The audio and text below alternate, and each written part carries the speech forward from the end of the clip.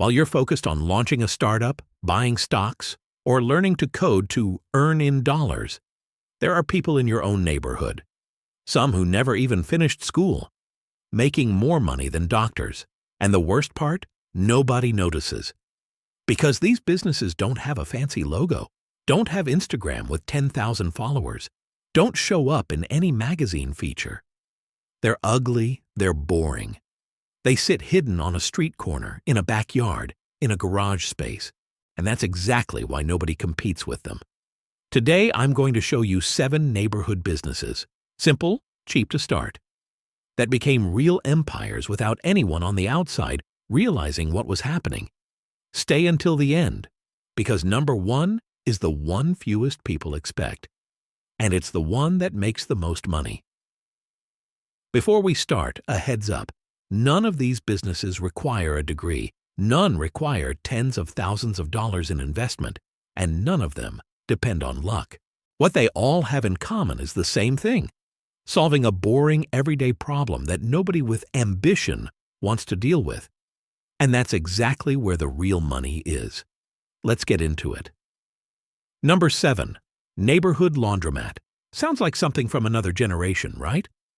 But with so many people living alone, working long hours, or without space for a washing machine at home, self-service laundromats made a huge comeback. The trick here is that the owner doesn't even need to be there all day. Install machines with card or digital payment systems, automate it, and the business practically runs itself. The initial investment is mostly industrial machines, which can be financed or bought used and refurbished, and the right location, near a college, student housing, small apartments. A well-located 40-square-meter space can generate monthly revenue that many people don't even make with a mid-level corporate salary. Why doesn't anyone see this as an opportunity?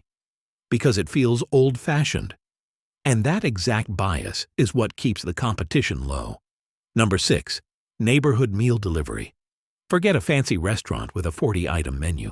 I'm talking about simple homemade lunchboxes with 3 or 4 options a day, delivered to companies, workshops, salons, construction sites, anywhere with workers who don't have time to cook.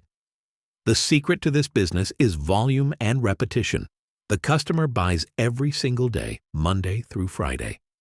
That means predictable revenue, every business's dream.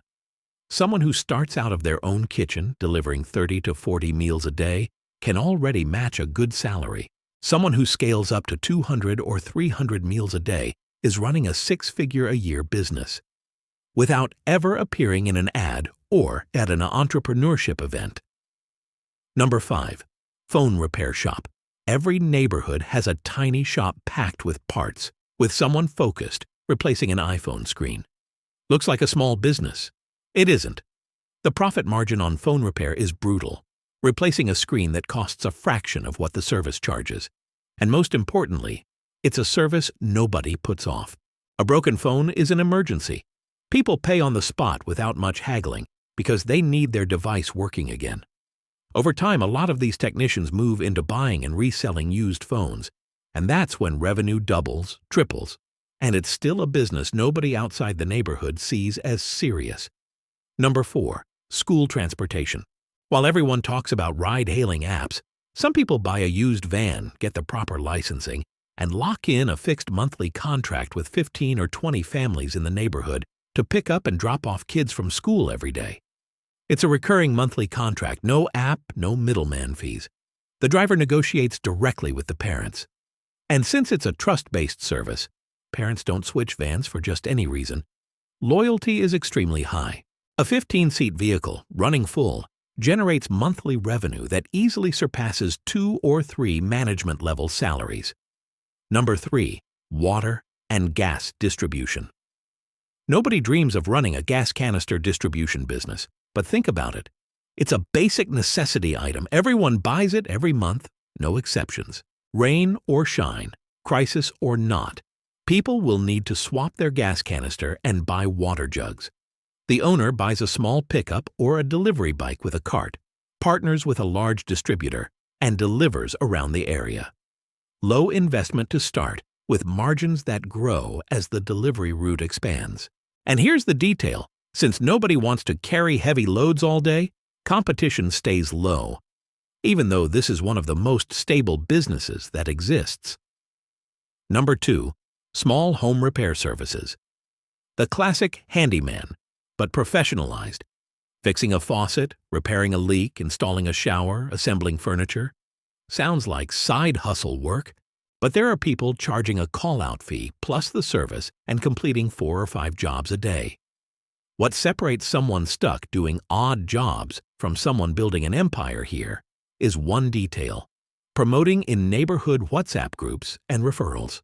With no office, no employees, a solo professional already earns well above average. And whoever hires a second person and builds a small team has literally built a home maintenance company without ever going to business school. And here we are at number 1, the one almost nobody imagines as an empire, but that's exactly what it became. Scrap yards and recyclable material buying. Cardboard, aluminum, copper, iron. Sounds dirty, sounds like manual labor, and that's exactly the mistake people make who've never looked closely at this market. The owner of a well-run scrapyard buys material from waste pickers and small collectors all day long, resells it to the recycling industry in bulk, and copper alone, an item most people don't even realize is worth so much, can cover the entire month's operating costs by itself. There are neighborhood scrapyards making as much revenue as a small factory, with no advertising, no website, no social media. Just word of mouth from people who know that's where you get paid well. It's the perfect picture of the boring business nobody competes for. Nobody wants the smell, nobody wants the mess, nobody wants to deal with scrap. And that's exactly why whoever gets in stays and grows without competition. Notice the pattern in these 7 businesses. None of them are pretty. None of them come up in conversation with friends. But they all share the same trait. They solve a boring, recurring problem that nobody else wants to deal with. And that's exactly where the real money is. If you made it this far, hit like, because it helps this video reach more people who are also tired of the go start a startup formula and want to see real businesses that already work right in their own neighborhood.